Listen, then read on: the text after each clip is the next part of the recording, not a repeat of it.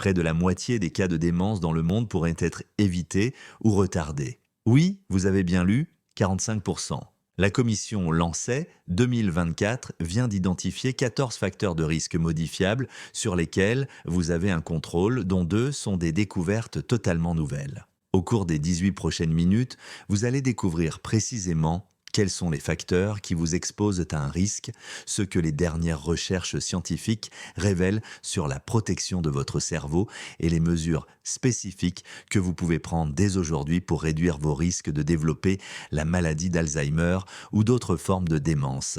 Bienvenue dans Healthy Aging Simplified, où nous décomposons les dernières recherches en matière de santé en conseils pratiques que vous pouvez réellement mettre en œuvre. Je suis là pour vous aider à comprendre ce qui fonctionne vraiment pour rester en forme et en bonne santé après 50 ans. Aujourd'hui, nous abordons l'un des problèmes de santé les plus urgents pour les personnes de notre tranche d'âge: la prévention de la démence et la sensibilisation à la maladie d'Alzheimer. Avec plus de 7,2 millions de personnes atteintes de la maladie d'Alzheimer aux États-Unis aujourd'hui et un nombre qui devrait atteindre 13,8 millions d'ici 2060, il n'a jamais été aussi important de comprendre comment protéger votre cerveau. Voici les thèmes que nous aborderons. Tout d'abord, les découvertes révolutionnaires issues des dernières recherches de 2024 sur les facteurs de risque de la démence.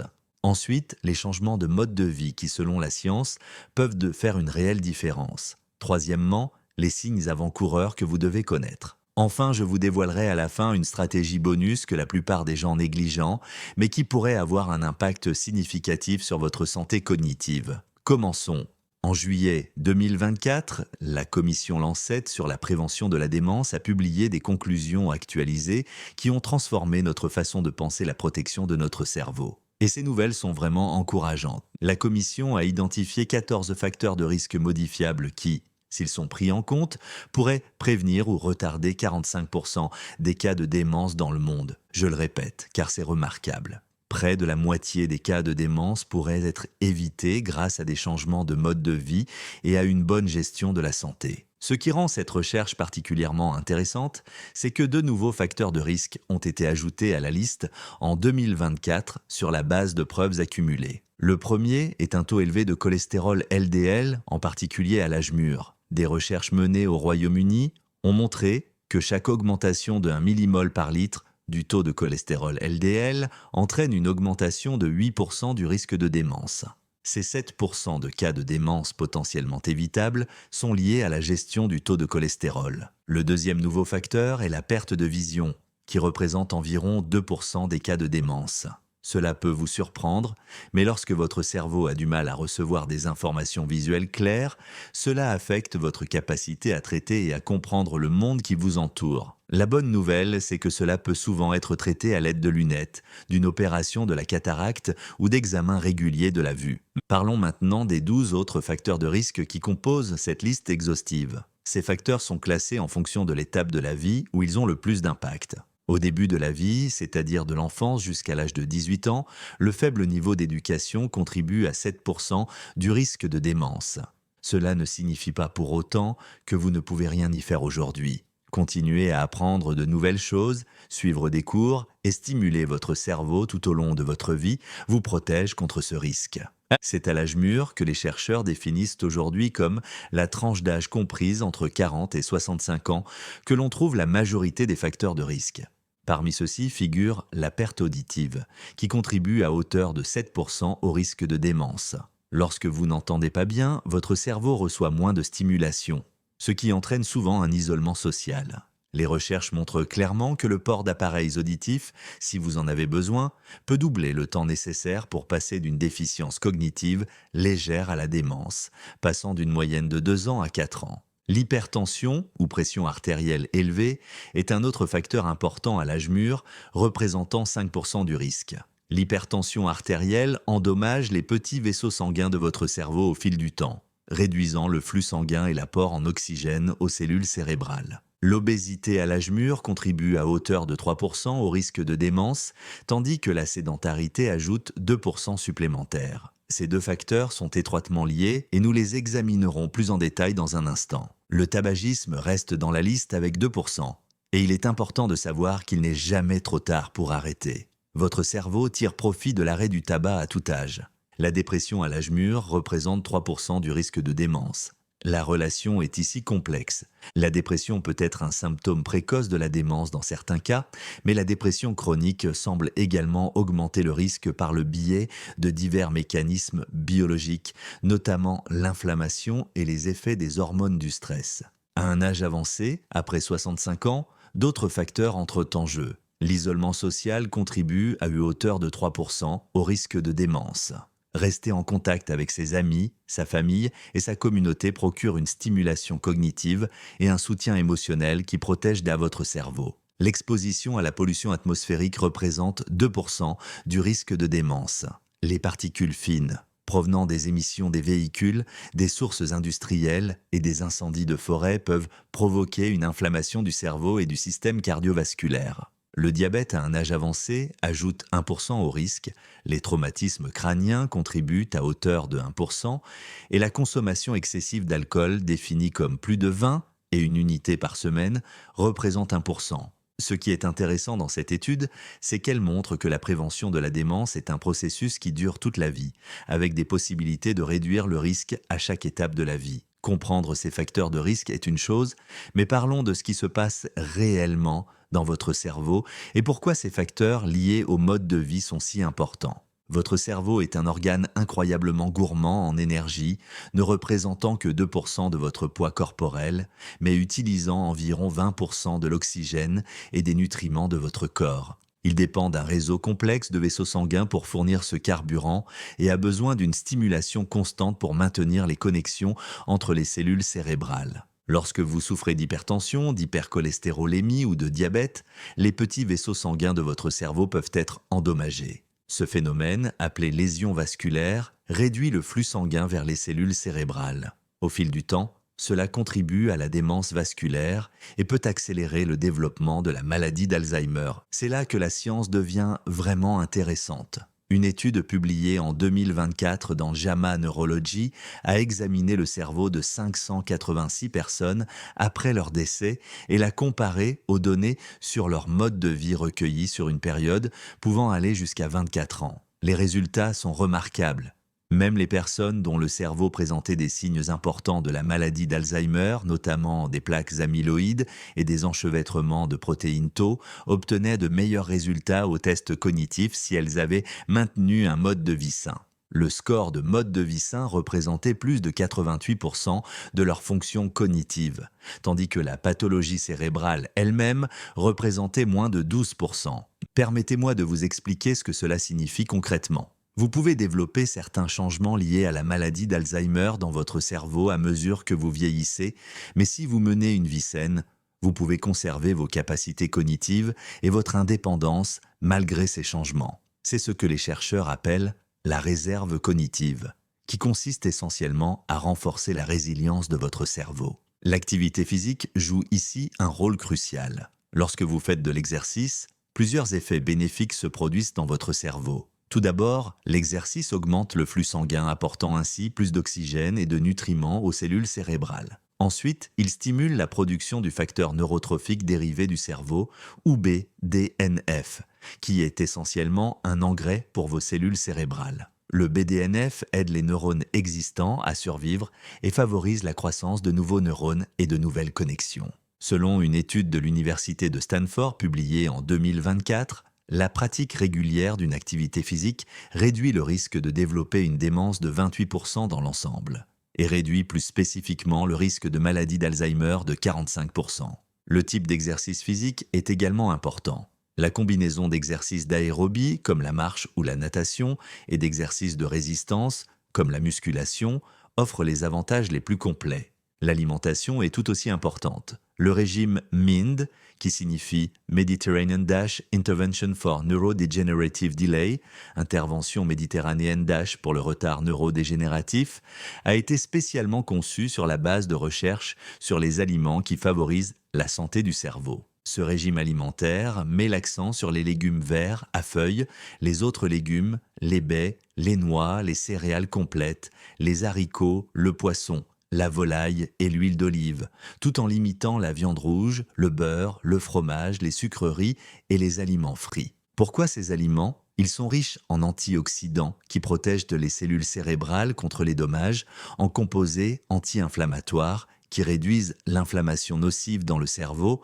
et en nutriments tels que les acides gras oméga 3, qui sont les éléments constitutifs des membranes cellulaires cérébrales saines. Une étude réalisée en 2024, appelée US Pointer Trial, a fourni des preuves solides de l'efficacité des interventions multidomaines sur le mode de vie. Plus de 2100 personnes âgées qui ont apporté des changements structurés à leur activité physique, leur alimentation, leurs activités cognitives et la surveillance de leur santé cardiovasculaire ont montré des améliorations significatives de leur fonction cognitive par rapport à celles qui n'ont reçu que des conseils de santé de base. Les participants du groupe structuré ont pratiqué 122 minutes d'exercice aérobique par semaine, 2 séances d'entraînement de résistance par semaine, des exercices d'équilibre, un entraînement cognitif informatisé et une surveillance régulière de leur tension artérielle et d'autres marqueurs de santé. Cette approche globale permet de traiter simultanément plusieurs facteurs de risque.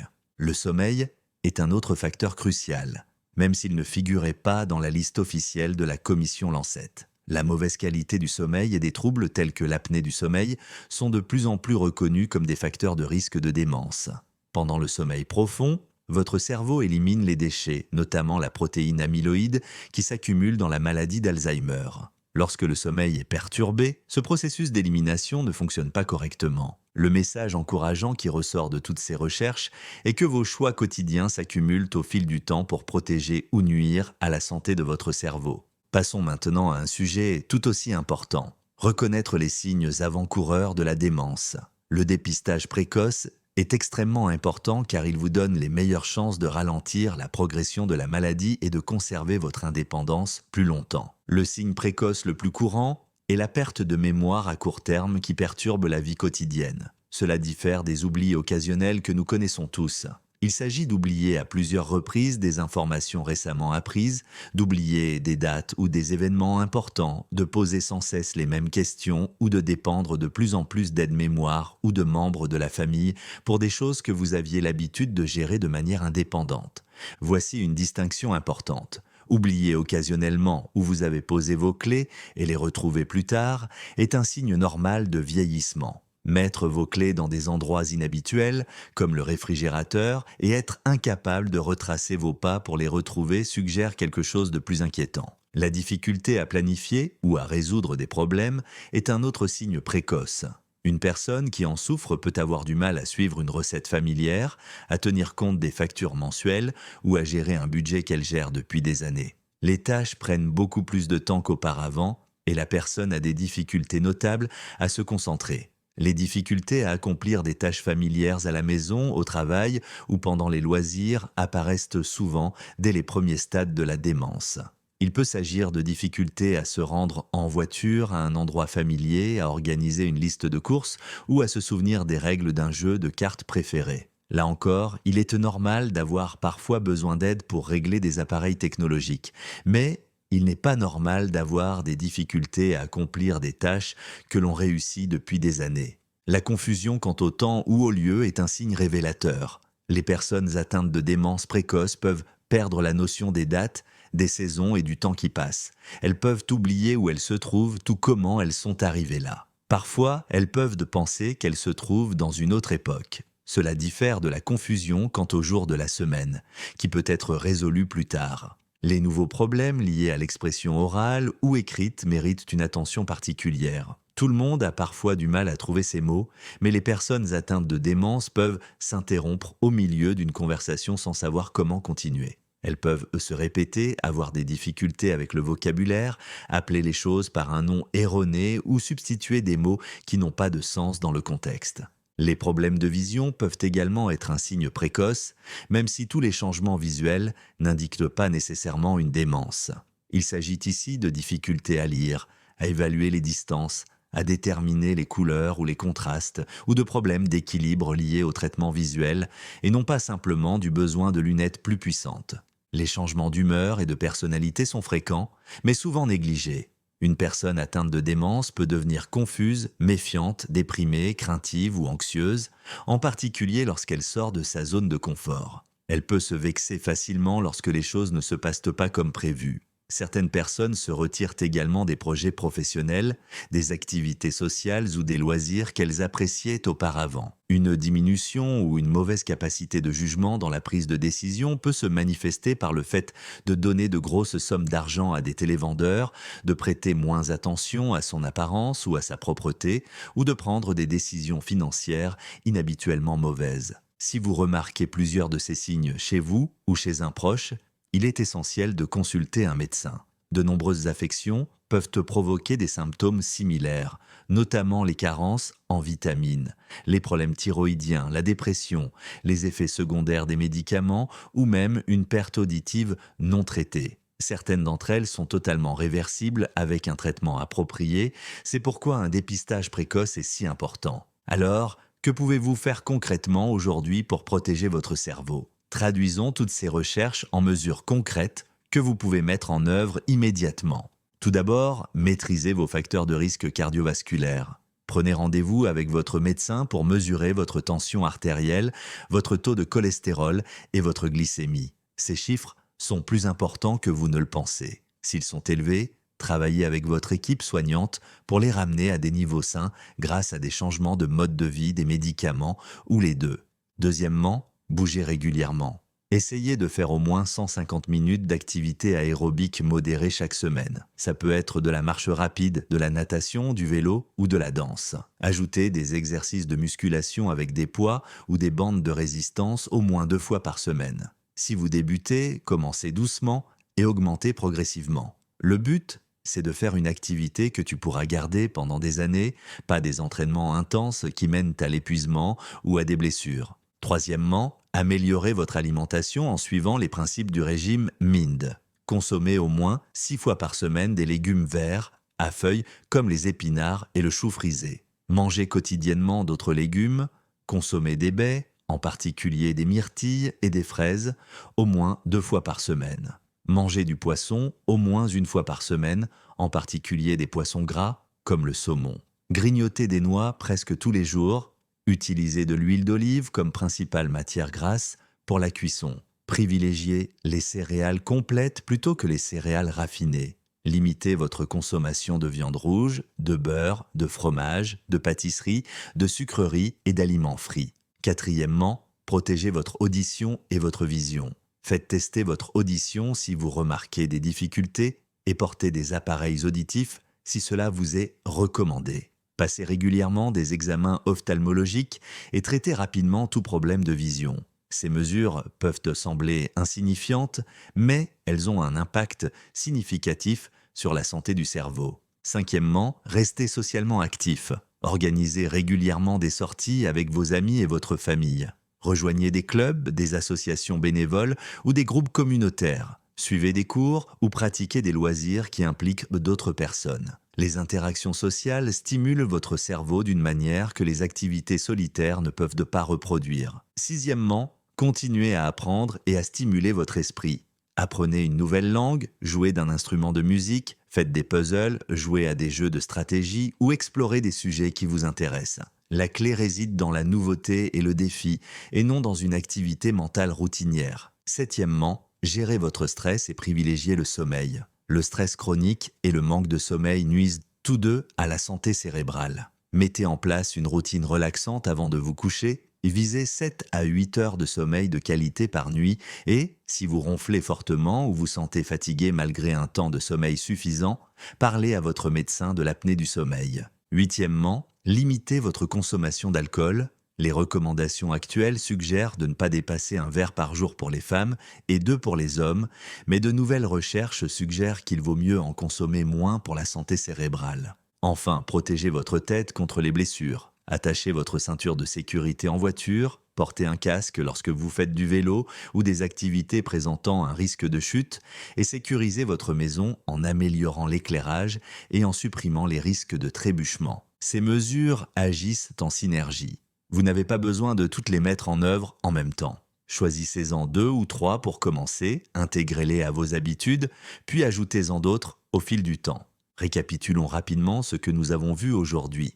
La commission Lancet 2024 a identifié 14 facteurs de risque modifiables qui pourraient prévenir ou retarder 45% des cas de démence dans le monde. Parmi ceux-ci figurent les facteurs récemment ajoutés que sont le taux élevé de cholestérol LDL et la perte de vision, ainsi que le faible niveau d'éducation, la perte auditive, l'hypertension, l'obésité, le tabagisme, la dépression, la sédentarité, le diabète, la consommation excessive d'alcool, les traumatismes crâniens, la pollution atmosphérique et l'isolement social. Nous avons exploré comment les facteurs liés au mode de vie ont un impact direct sur la santé du cerveau grâce à des mécanismes tels que l'amélioration de la circulation sanguine, la réduction de l'inflammation, la stimulation de la production de BDNF et le renforcement de la réserve cognitive. Les recherches montrent clairement que des choix de vie sains sont bénéfiques pour votre cerveau, même si certains changements liés à la maladie d'Alzheimer ont déjà commencé. Nous avons passé en revue les signes avant-coureurs à surveiller de la perte de mémoire à court terme et la difficulté à accomplir des tâches familières au changement d'humeur et de personnalité. Un dépistage précoce permet une intervention rapide qui peut ralentir considérablement la progression de la maladie. Et nous avons élaboré un plan d'action en 8 points que vous pouvez commencer à mettre en œuvre dès aujourd'hui pour protéger votre santé cérébrale. Voici maintenant le conseil bonus que je vous avais promis. Celui-ci s'appuie sur de nouvelles recherches passionnantes menées en 2024, mais il n'est pas encore très connu. Les médicaments GLP-1, couramment utilisés pour traiter le diabète et contrôler le poids, comme le liraglutide, pourraient également protéger contre le rétrécissement du cerveau et le déclin cognitif.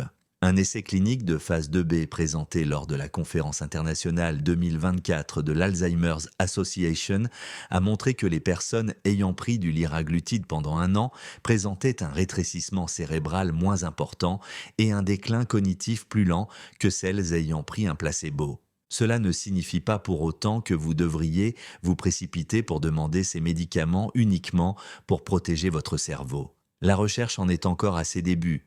Mais si vous travaillez déjà avec votre médecin pour gérer votre diabète ou votre obésité, il vaut la peine de discuter des avantages cognitifs potentiels de ces médicaments dans le cadre de votre plan de traitement global. Si vous avez trouvé ces informations utiles, j'ai d'autres contenus qui s'appuient sur ce dont nous avons discuté aujourd'hui. Ma vidéo sur la santé cardiaque et la nutrition approfondit le régime MIND et explique comment le mettre en pratique dans votre vie quotidienne. Vous trouverez le lien à l'écran dans un instant. Et si vous n'êtes pas encore abonné à Healthy Aging Simplified, c'est le moment idéal pour le faire. Je publie chaque semaine de nouveaux contenus sur la santé fondés sur des preuves scientifiques, traduisant les dernières recherches en stratégies que vous pouvez réellement utiliser pour vivre plus longtemps et en meilleure santé. Laissez un commentaire ci-dessous et dites-moi laquelle de ces stratégies de prévention vous souhaitez essayer en premier. Vos questions et vos expériences m'aident à créer du contenu qui sert véritablement cette communauté. Merci d'avoir regardé cette vidéo et n'oubliez pas qu'il n'est jamais trop tôt ni trop tard pour commencer à protéger votre santé cérébrale. À bientôt dans la prochaine vidéo.